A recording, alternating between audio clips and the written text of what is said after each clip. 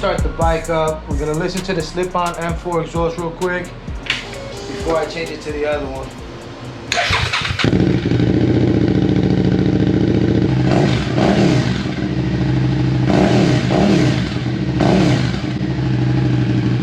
ES got me inspired to change it to a full exhaust.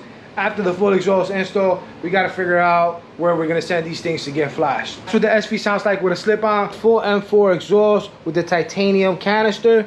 Hopefully we get a different sound out of this thing. The slip-on should be fairly easy to take off. It's just this piece here, and then I'll work my way up to the front.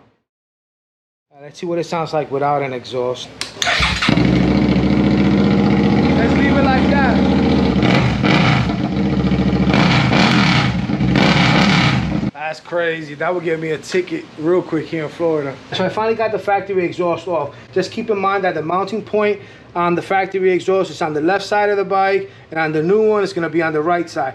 Also, the sensor is on the left side, and for the new exhaust it's going to be on the right side. So you just got to take the sensor and reroute it to the other side. The cover has to come off in order to rewire that sensor. That's the picture here. It shows the sensor dangling there, and then you see it the way they're putting it through. You don't see the cover on the picture, so you can tell that you got to take that off. All right, so here is the sensor, and we just got to get it through here. Put this one back. We're gonna pass it right through, I guess, here. You're rerouting the wire sensor. Make sure that you put it over this bar here. If you don't put it over the top, it's gonna fall right on top of the exhaust pipe there, and you're gonna burn that wire. You're gonna have an issue at some point. Got the header and the mid pipe put together. The mounting point for the mid pipe is right here on this motor mount screw. There's a nut that you're supposed to remove, and then this will mount onto there, and then you put the nut back. I left the original nut on, and I just put the mid pipe onto it in front of it. There was still enough space for me to put another nut. I'm just gonna leave it that way.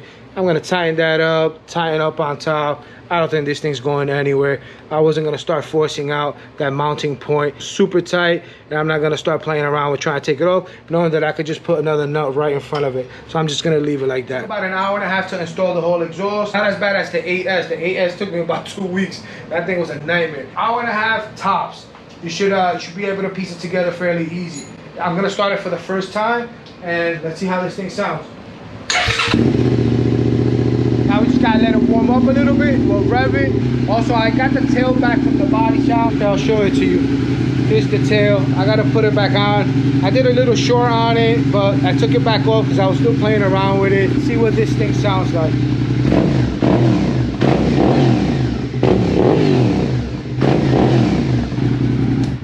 All right, now that we got the exhaust on, I'm gonna work on putting the tail back on this weekend. I'm also gonna send out the ECU to get flashed, and then the seat. I wanna do something special with the seat. Not sure if I'm going with Satterman, Corbin, or one of those brands, but I know I wanna do something with the seat, and then that'll complete this bike for me.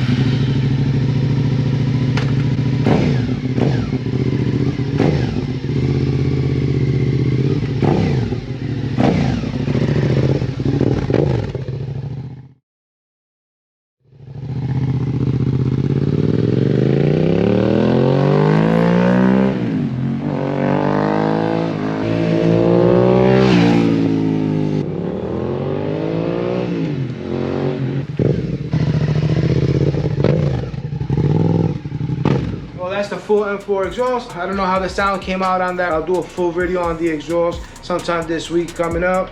And let me know down in the comments what you guys think of this exhaust.